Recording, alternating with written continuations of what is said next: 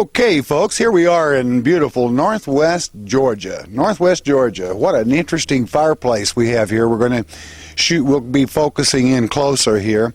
But I want to introduce you to someone that has made it possible for us to be here to share this with you. One of those fantastic artifacts that is strewn about our country that many people overlook, but that are simply rewarding in the history of our great nation. I want to introduce you, if I may, to Miss Jerry Allison. It's a pleasure having you, allowing us to come and see. It's nice meeting you, Dr. Murray. And I'm going to say Marie. Marie, yes. How are you? I'm fine, thank you. Now, Marie is one that called this to our attention, and that's how we find many of these things, is by you folks that watch, calling these to our attention whereby they can be shared. Jerry, tell me a little bit about how old approximately is this chimney, and can you give me just a little history on it? Well, Dr. Murray, I really don't know, except this was built during the Civil War. Mm-hmm. And my mother-in-law, father-in-law bought this property back in 1963 or 64. Mm-hmm. And, of course, this was an old log house. They tore the house down and left the chimney. The chimney was built by slaves. Well. So that's, I imagine that was what, during the 1800s? Back in the 1800s, yeah. Mm-hmm. Then, uh-huh. And so not very long ago, I had the house painted, mm-hmm. and the chimney was covered in this. Mm-hmm. What is that? I don't know what. There was yes. Moss and of course, I had the people that was painting the house to clean the chimney. And I was sitting out here one day, Maria and I was, and we looked and we noticed all this writing on the chimney. It was cleaned with, of course, with lye or something like that. And so that's when Marie got in touch with you. Well, fantastic. Pictures. Marie, we thank you for doing that. When you first saw it, were you curious to what came to your mind? Immediately after watching so many of your documentaries, of course, just the straight lines, I said, oh, that's ogham of some kind. I had no idea. And she said, well, it's not. I said, I know it is. And I said, I'm going to write Dr. Murray and send pictures of it and see if he can tell us. Did. It really fascinated me. Because I watched so many documentaries of yours. Wow. I knew it was something. Well, great. Now, we're going to zoom in. Again, thank you so much. Oh, Do you have something else you'd like to share with us? No, I think that's about all. I haven't been down here but about 6 years, and of course, Marie knows more about the history of Rising Fawn than I do. Okay. Well, thank you all very much. Okay. We're going to focus in on the stone here now. Okay, Dr. Murray. Thank you. This is one of the most unusual stones. Now, you must remember this was no doubt at one time one solid slab. And this one solid slab has been cut up into blocks, and therefore probably the overall message will no doubt perhaps is lost. But the idea is, who did it? I can see signs that could be some ancient Greek here, and it's an interesting thing. One of the things when I first received the pictures, and we'll have a focus in on this, which it's probably not English, but there's a perfect YH here, just in English.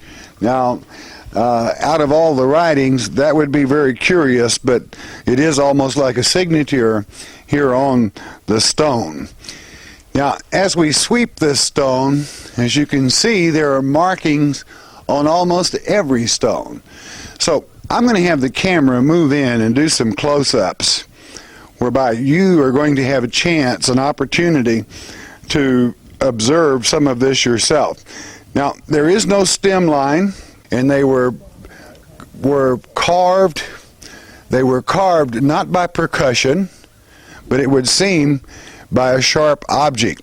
Now, inasmuch as this was cleaned very recently with acid, you're going to see that some of the stones did not purge as well as others. And the ones that the acid really affected even look almost new. But that's what acid does. And of course, had it not been for the acid, I want to say for those critics, we would have never found the marks in the first place. So there they are, call to our attention. We're going to move in and do some close-ups now. While the markings on these stones are interesting and unusual, there is not sufficient evidence for Shepherd's Chapel Network Broadcasting to interpret the markings. We would welcome comments and input from stonemasons or others with experience in construction with stone if they have any knowledge concerning what these markings might indicate. SCN leaves any interpretation of these markings to the viewer.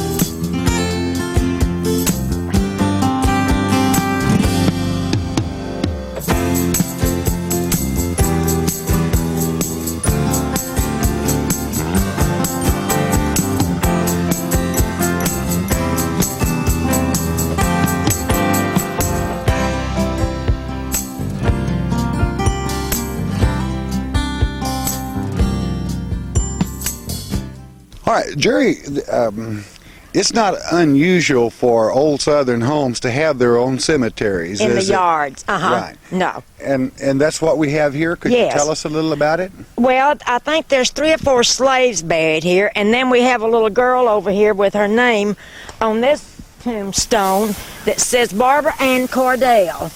And of course, they said that she died from some kind of fever years ago. Well.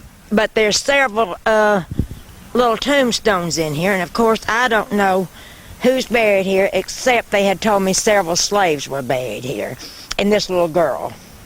Well, I noticed some markings on one stone over here that is a headstone, and it is rather ancient right here. But evidently there was a great deal of chiseled writings, not chiseled, but rubbed markings on this hill, or where these stones came from. Now we're going to step outside, and I want to show you some stones that Jerry has gathered up that very definitely have further markings on them. Jerry, you have the place looking real nice. Thanks. And it's... This hedge was all grown up over the cemetery, and I had it cleaned off. Well, I think There's that's... an old wire fence around here, and you couldn't even get in here. Well, that's great. It looks real nice now, and you've done a good job with it. Okay, we're going to walk over, and Jerry has gathered these. Now, you'll note that I'm going to turn this stone just a little bit.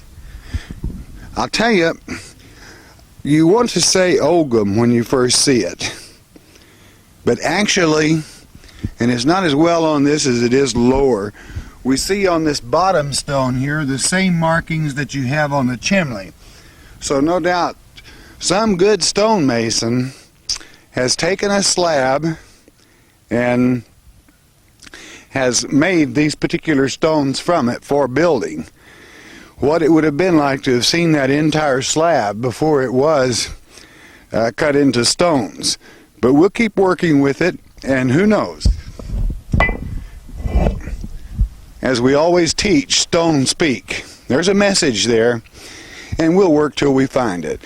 We certainly want to thank Jerry for being so your hospitality and allowing us to share this with others. We just thank you so much for that. Thank you for coming. Yes. All right, we continue here in Georgia, northwest Georgia, and we are at a mound site. We're about 70 miles from Etowah. You'll remember the documentary we did there with the huge mounds, and what a beautiful area we're in at this time. It's no wonder that we find so many points and things of that nature in this area, because no doubt the hunting and everything was so very well.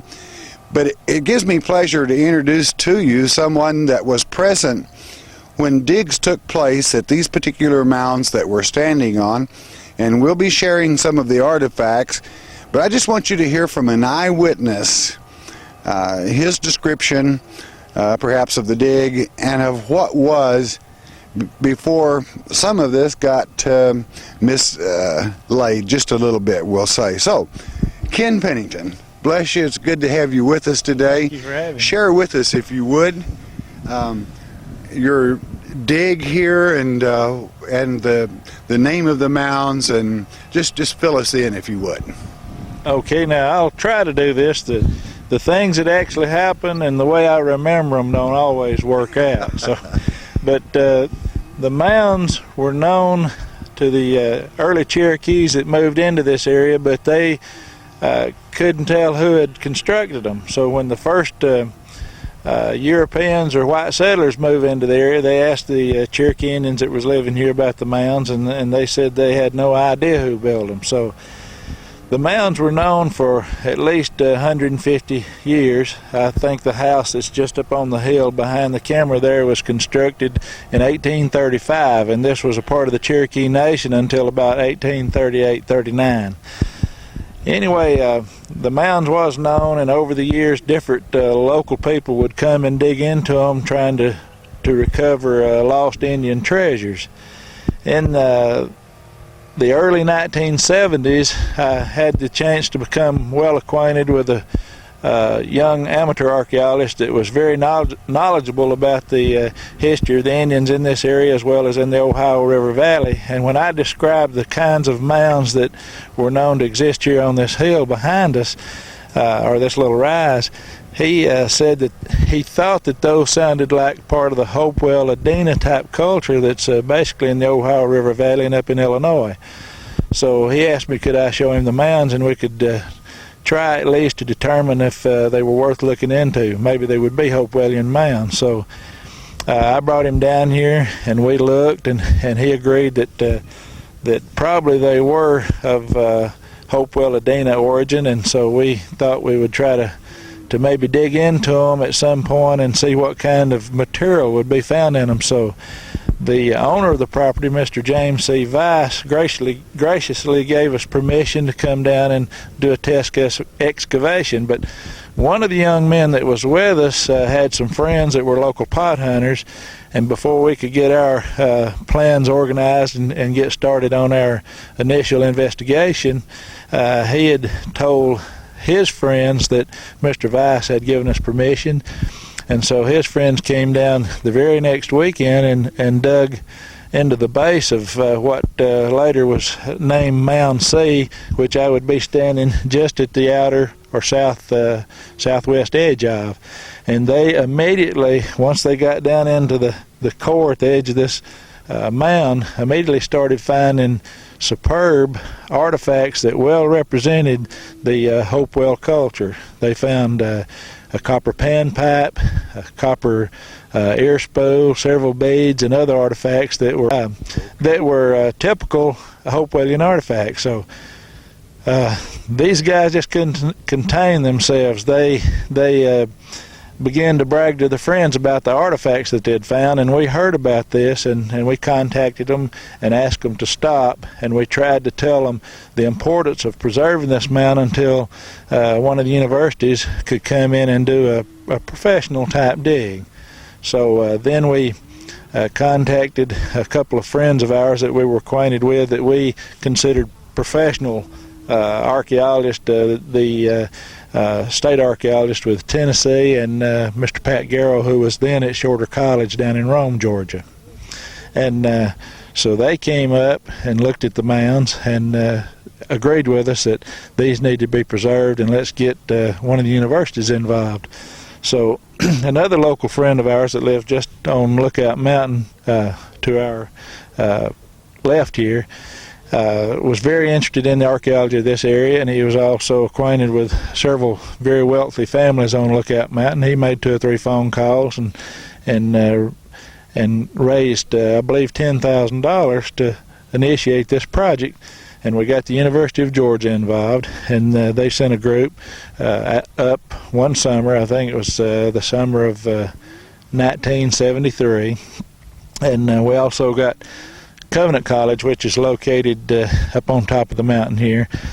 Covenant provided room and board for the University of Georgia students. And anyway, they came in June of 1973 and made an initial study, and then immediately after that started the excavation of the mounds, which are known or became known as the Tunacunnhee mounds, because somewhere many years ago I had read early archaeological report that stated that the Indians that were living in the area, the Cherokees especially, had called the creek that's just to our right here down the slope the Tunacunnhee Creek. So I figured that might be our last chance to have something named here that would indicate what the creek had originally been called. So I suggested let's name them Tunacunnhee in honor of the Cherokee designation for the creek. So they became known as the Tunacunnhee Mounds. The University of Georgia came up, staked the site off, did all their measurements, and immediately began the excavation of the mounds. Okay, then let me briefly give a description of the valley where we're standing. To our immediate left, within a half a mile, is the foot of Lookout Mountain, and Lookout Mountain rises abruptly, and there's just a big wall with the cliffs along the top. And unfortunately you can't see that today because there's the fog up there. You remember the famous Civil War battle, the battle above the clouds. Well, it happened on a day similar to this. Probably if you drive through that fog to the top of the mountain now, it will be clear, just like it is here. But anyway, this village site and mound site is located in a beautiful valley along the banks of the Lookout Creek, or the Tunacunnhee as the Indians call it. The Cherokee moved into the area when the white settlers kept pushing them down from Virginia and eastern Tennessee and North Carolina, and they moved into the area. And then as they were pushed out, the early white settlers came in, and again the house behind us, built in 1835, I believe, by slave labor, and it was one of the earliest farms and a plantation here. In the field that's immediately behind the camera was the village site, and I think the carbon datings of the village site probably indicated it was there around 150 A.D. On down at the between the village site and the creek, it was a mound made basically of clay, and probably served as some kind of temple platform, or maybe the home of one of their chiefs or priests or leaders here, although I'm not sure that the Hopewell people had that kind of structure or did that kind of construction for these chief structures or the priest.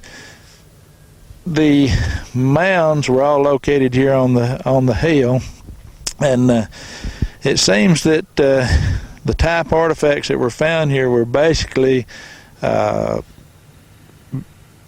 type that's prominent in all or most of the Hopewell Indian sites that I mentioned earlier, based in the Ohio River Valley and up in Illinois, and there have been mounds found all over the southeast. But this particular mound had several artifacts that would show that whoever was buried here was well thought of. None of these types of artifacts were found in the village site, and the types of artifacts that were found in the village site were not located in the mound in great numbers. Very few, if any, at all.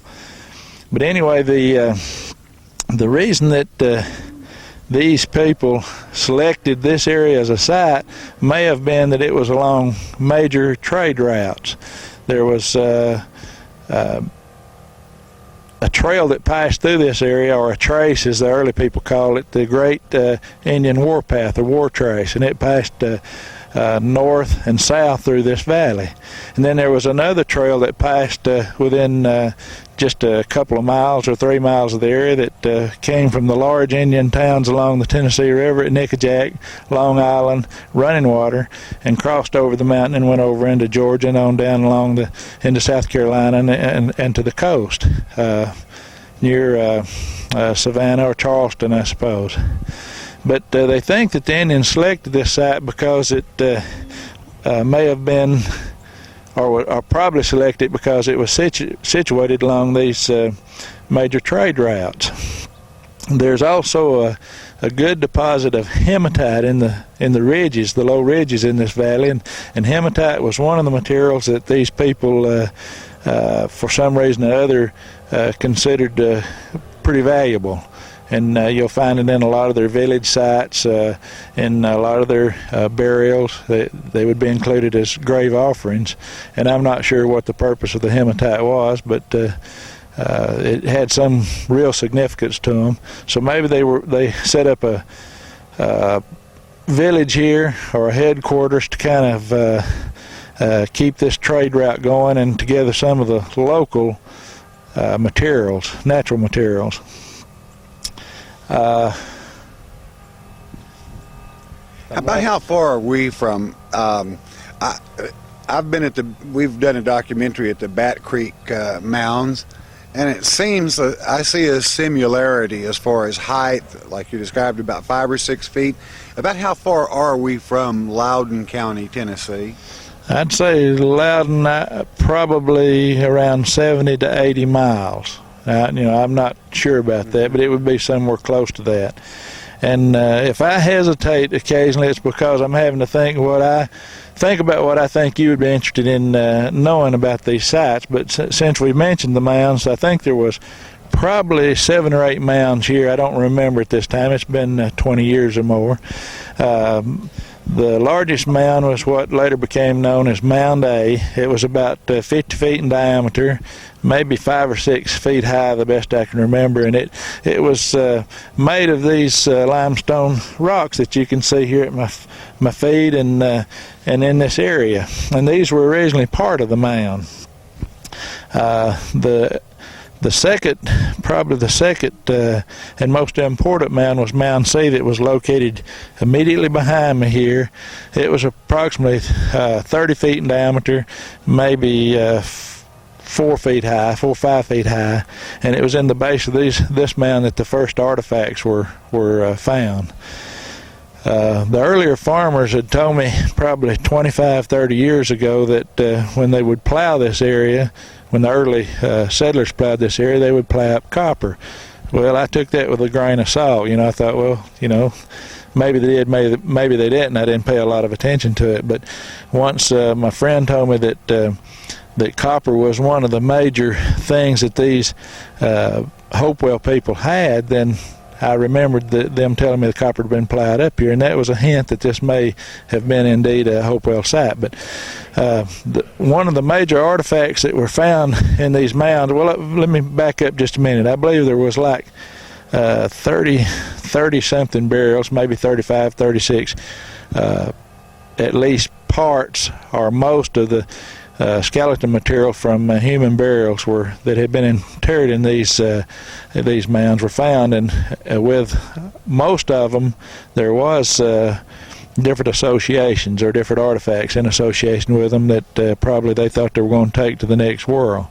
Probably the most important artifact that was found at this site was what is known as a pan pipe. Now, I'm not sure I know or anyone ever told me what these pan pipes were used for, but pan pipe, as far as I know, is like the little series of flutes that this little hoof guy is supposed to run around chasing women through the forest. And I remember in these pictures or paintings they're playing these little musical instruments, and those are pan pipes. And these pipes were probably most of them were 3 different cane reeds of different lengths, and then they would have sheet copper hammered around them or embossed around them.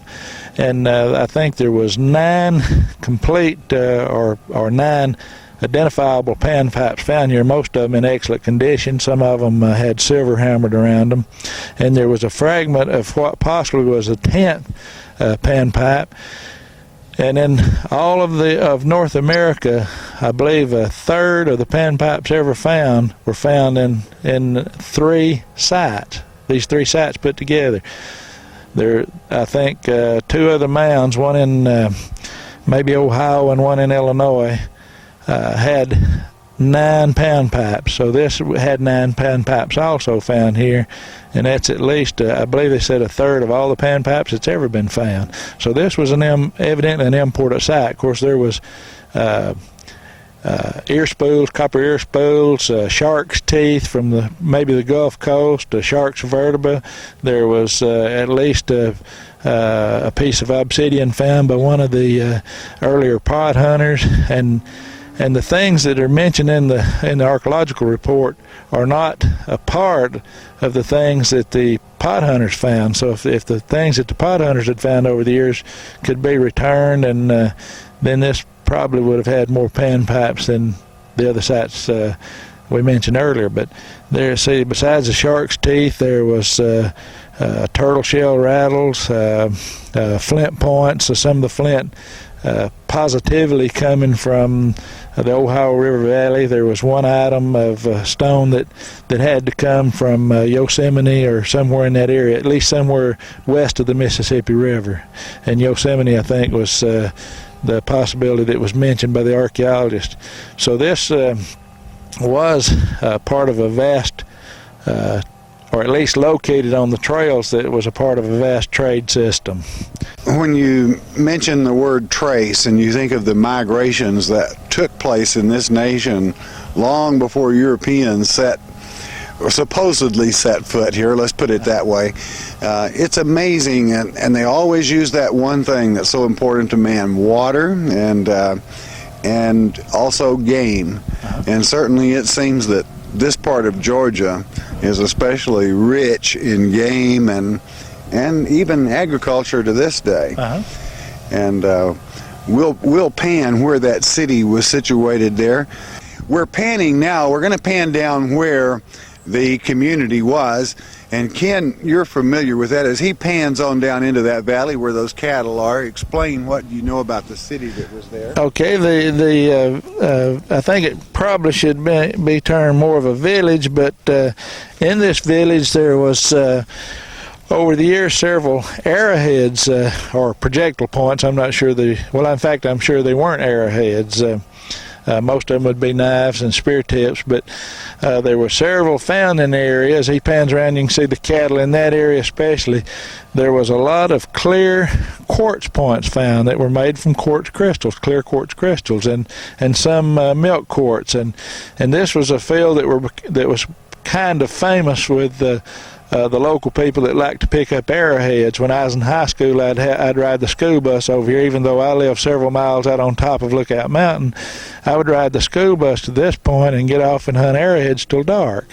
And never gave these mounds much thought at that time. But the village site there was determined to be here approximately the same time as the mound site, so they believed that's was the village. And they did just a small excavation there because they were basically trying to excavate these mounds and protect what was here from the local pot hunters that was more than anxious to come back in as soon as the University of Georgia finished. The artifacts found there were typical woodland type artifacts, projectile points, and all of them being basically the same shape and basically the same size. There was the little pottery vessels that had the 3 legs on the bottom. I think they're like a conical pot with 3 little knobs or legs on the bottom that would help them stand. And again, on down toward the creek, there was the mound that probably some kind of a structure was built on for either ceremonial purposes or possibly the house of the head man or chief of this little village. In the hills, in the ridges, there's a lot of limestone deposits, a lot of caves, and a lot of these caves also contain skeleton material of burials. Several of the caves would have as many as 30 or 40 individuals that had been laid in them or dropped in them or buried. Most of them are pits. You have to get a rope and rappel in, and yet these people are laid down there, so somehow they would get down into these deep pits. And on the ridges that he's panning around that you see around us, there's other mounds. Some have been excavated into by the pot hunters. I don't think any of them have been dug into by the universities as of yet, and hopefully it won't be too late when they decide to come in and dig those. And I asked if you could share with us one of the flutes, if you could show us and explain one of the pan flutes to us when we get down to the museum where it's kept there. Yeah, sure can. Well, fantastic. Ken, thank you. You know, it's rare that we find an eyewitness to the dig, and it means a lot to us and for you sharing this time with us and these things. Thank you so much. Well, thank you. Thank you very much for having me. While we were out in the field, we're back in a little city here, and Ken had mentioned that he was an artist. Well, you know, we hear people at times that say they are an artist. Hey, he is an artist. I want to share with you, if I may, in as much as he grew up in this part of the country, right here in the Cherokee Nation, practically, that is to say in its original area. This is one of Ken's works here. I'm going to let Ken step in and point out to you what is in this painting and give us an in-depth look into it. Ken, if you would, please. Okay, I thank you very much. Since I had studied the Indian cultures of this area for so many years, I thought I'd try to put some of that back and share what I think I have learned with the general publics.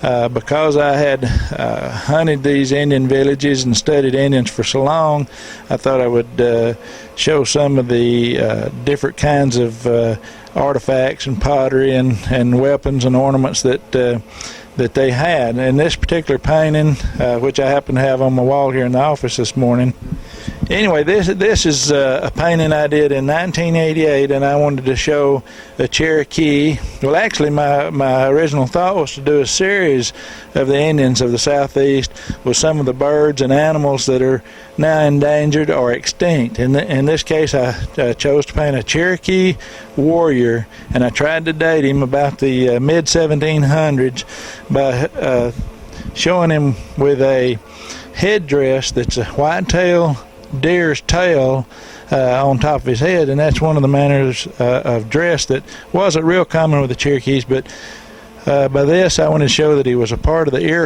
Iroquois Confederacy, which they originally were part of the Iroquois people, and they kept being pushed south into the southern Appalachians, and they traditionally claimed the Delaware as their grandfathers, and the Delaware, as you probably know, is still considered part of the Iroquois Confederacy.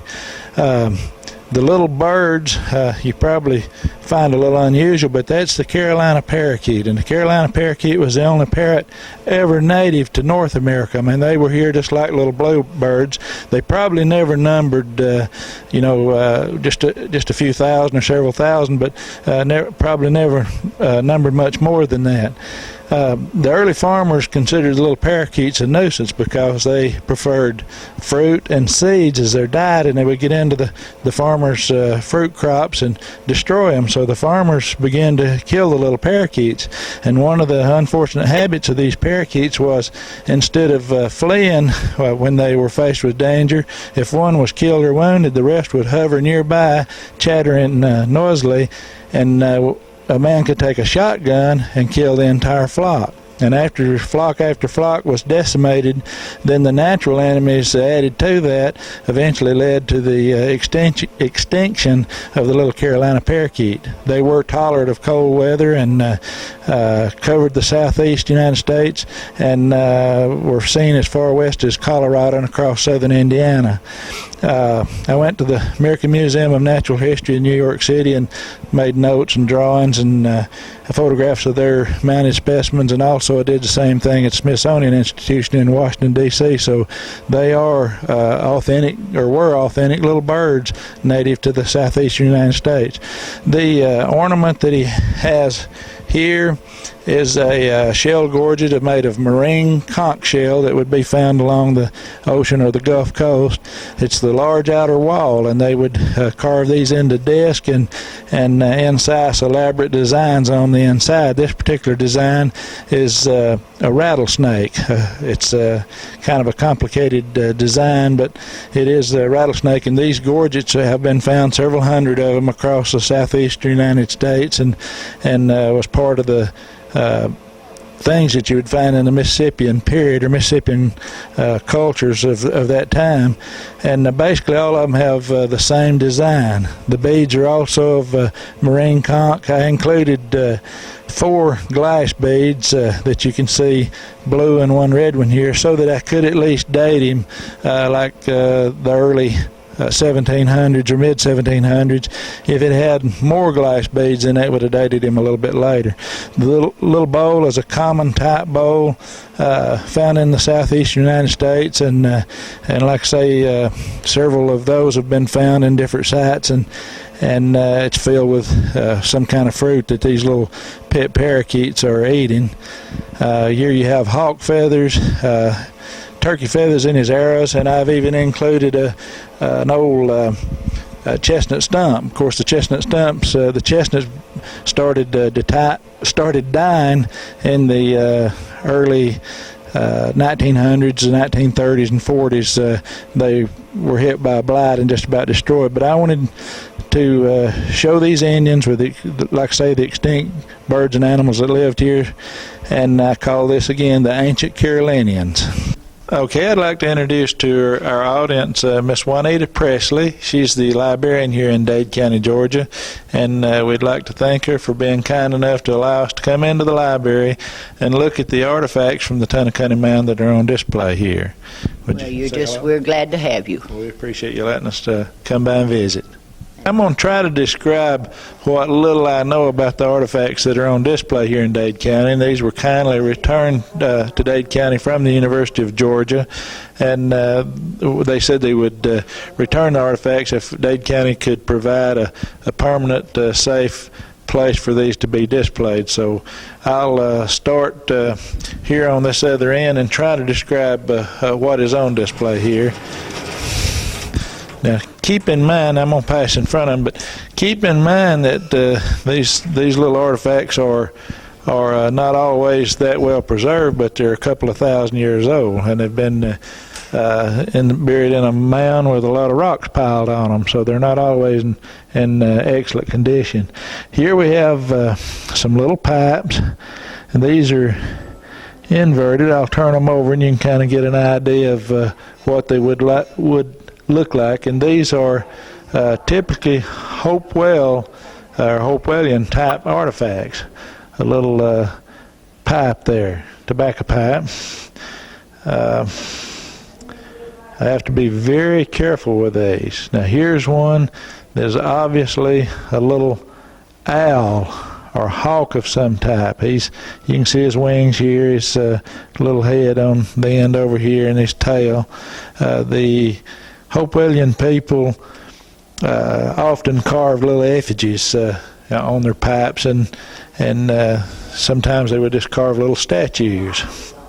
Here we have another pipe that, and these are made of stone, incidentally, some type of sandstone, and this one is represents a snail. Although you can't tell a lot about it right there, it is a pipe that would represent a snail. I'm going to lay it down very carefully. And I'll close this for you. On the bottom here, we have some of the fragments of the pottery vessels that were found at the Tunacunnhee site, and you can see this is the bottom of a bowl. And again, remember, these are a couple thousand years old, so they don't always remain in excellent condition, and may have been broken when in use. But it has 3 real small tips on the bottom that would prevent this conical shaped pot from tipping over. See, there are little legs. The pottery is obviously some type of cord wrapped. They would wrap a cord around some kind of a paddle and paddle the pottery, and it would give it this texture. I don't know if you can pick that up or not, but I'll turn it there, and maybe you can kind of see the texture in this pottery. This is mostly sand-tempered pottery from the Middle Woodland period. Okay, in this particular display case, we have a large stone celt. Now this is could have been hafted probably through this area.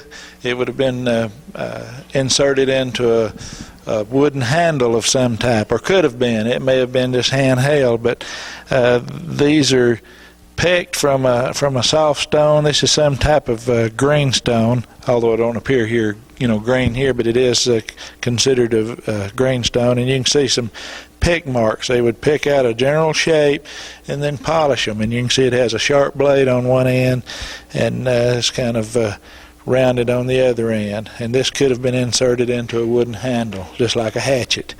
And this is approximately just a little over 14 inches long, and this is one of the burial associations. I think it was found in a burial in Mound E, I believe. Now I might not be correct with that.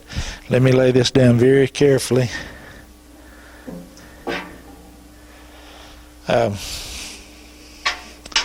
Here you have a clear quartz projectile point. It may have been part of a blade of a ceremonial knife inserted in a wooden or bone handle, and it was with one of the burials. It's made of clear quartz. Now I'll turn around here, turn my back to you for just a minute. Here is a shell gorget. I'm sorry, a stone gorget. This may have been used as a necklace worn here. Several that were found in this area were all located on the wrist, so it may have been some kind of a bracelet. This is from one of the burials.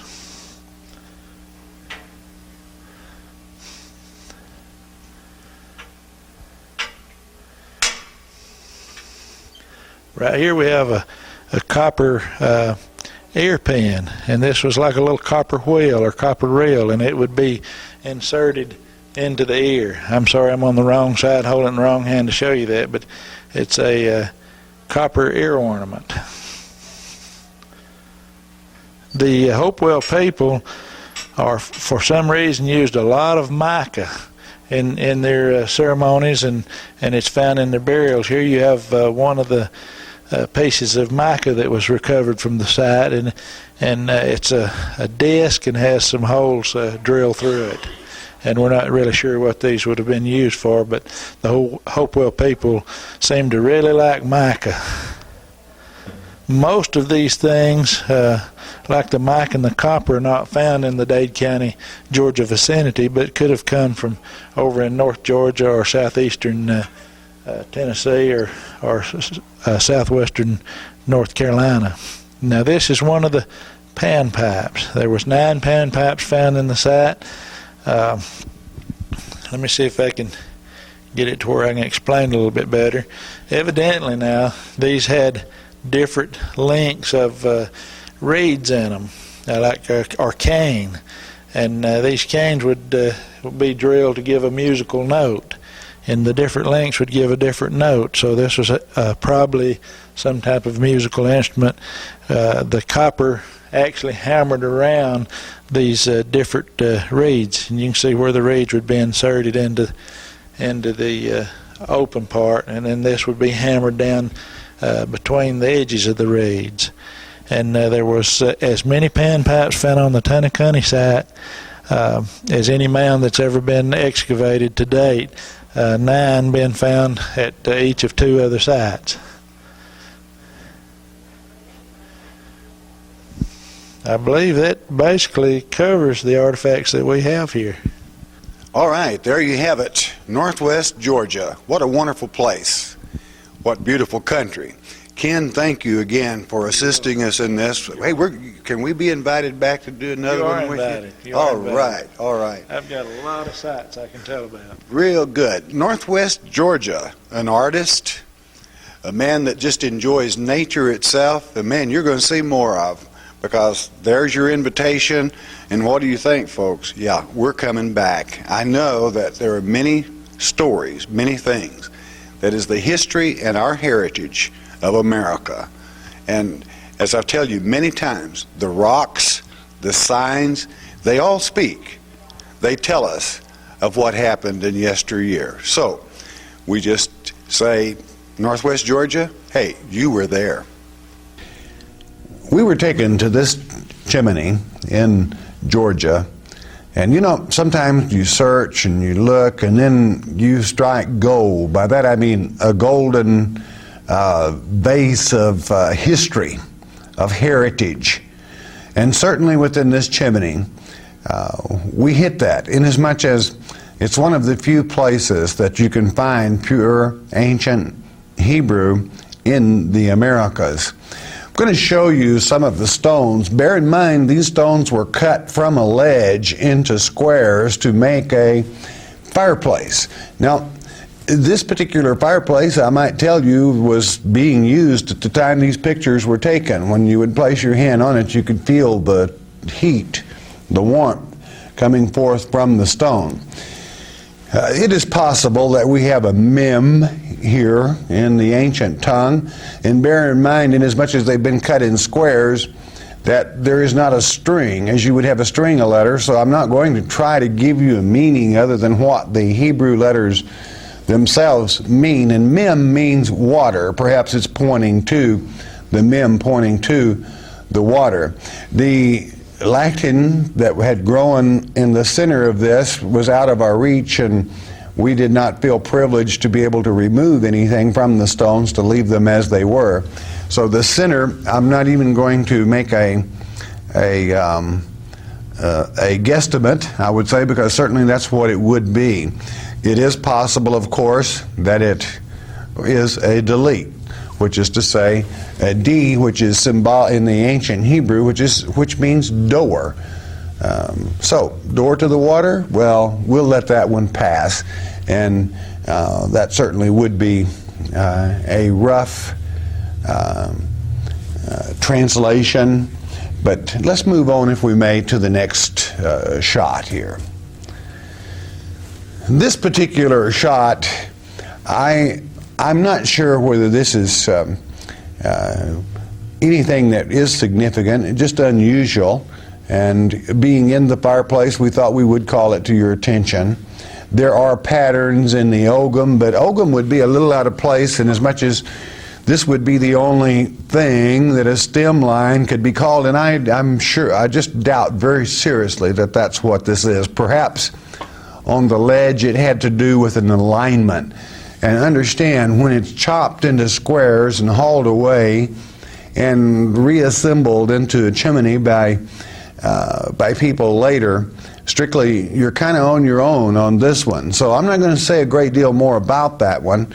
Who knows, maybe it was the plans for the very fireplace. No, that wouldn't. It is old, much, much older than that. So let's go on, if we may, to the next frame. I'll leave that one to your own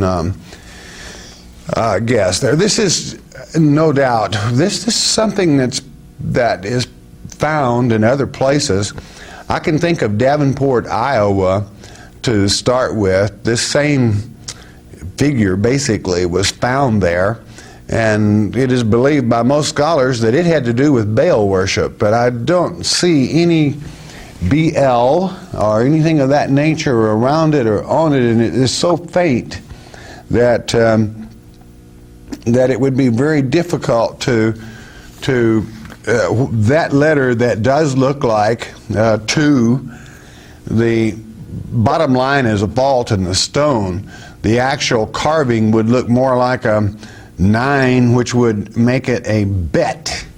A bet in ancient Hebrew, that's a B. And B, the letter B in ancient Hebrew simply stands for house or habitation. And we're going to see a temple, even, if you would, because it's obvious this is a object, no doubt, of worship. And inasmuch as there is another stone that I feel that was relative to this that we'll see here in a moment, I think you can begin to see that. It is fascinating, absolutely fascinating, to find these ancient markings. Now, let's go on, if we may, to the next stone. Now, here is a fantastic stone. To see what I'm about to show you, there's a little doubt that this stone is upside down. Be that as it may, as it's in the fireplace, it doesn't matter. The point I want to make, there is a perfect, I do mean a perfect, ancient Hebrew alif in this. And if we may, I'm going to have, there you go. There you see the alif. It's perfect. And alif, of course, the letter itself, it's the A in the ancient Hebrew. And certainly, if you were to stand this alif upright, you would see it's very familiar to our modern A that we use even in English. But here you have that perfect, it meant ox head, and it looks like an ox head. That's supposed to be the horn. Every of the ancient letters had a meaning, and it means such things as the priesthood, which is instrumental to plant and harvest via teaching and services. And it can mean even I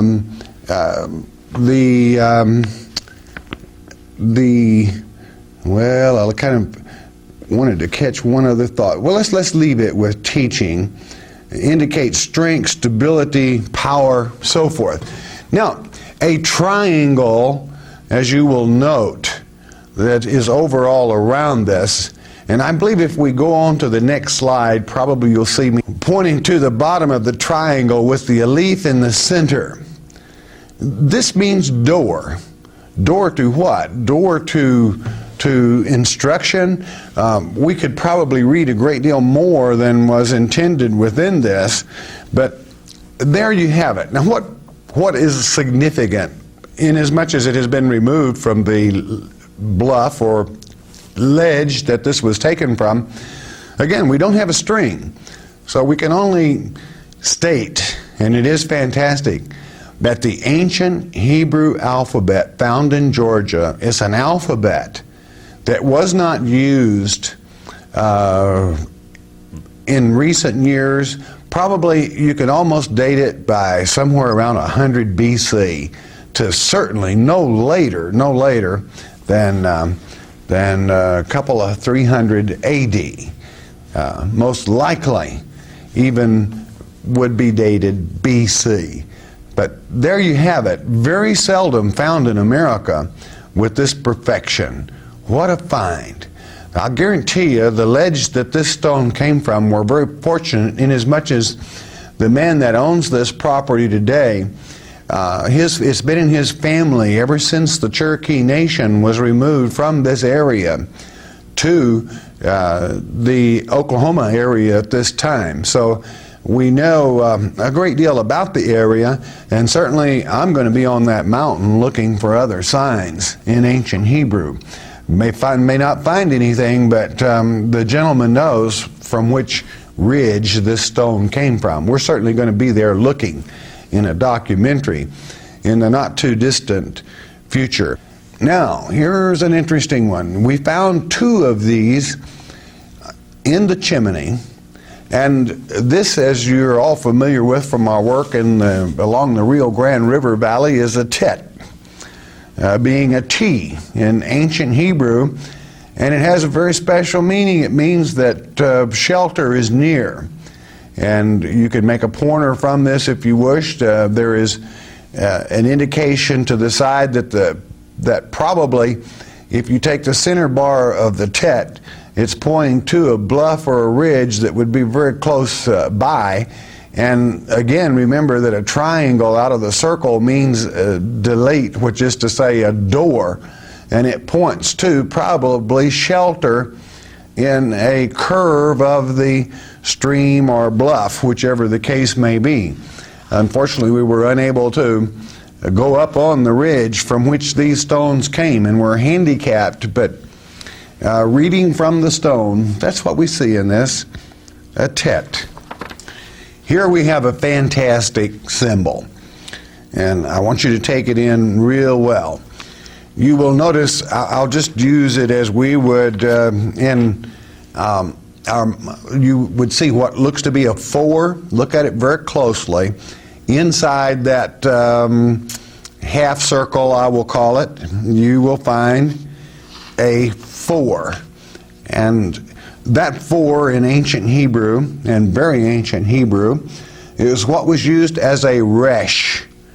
A resh. And certainly resh can, as you know from past documentaries, it can mean lion even. Can mean lion. It means the head or the first or the upper part of the body. Determines mind and knowledge, intelligence, beauty, self. It can mean king, head teacher. It comes from our instructor. So again, with this stone cut out of the overall, makes it very difficult to draw too many conclusions here.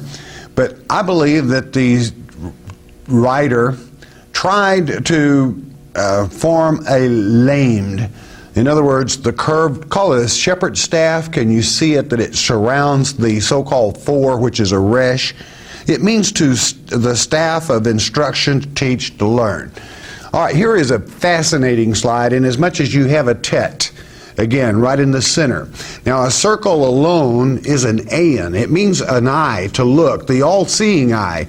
Notice how many smaller circles you have even within the larger circle. I have no doubt that this stone belonged near the temple or house of worship that was in one of the prior stones that I said no doubt would be found in relation to this. So there you have it. Aeon, look within.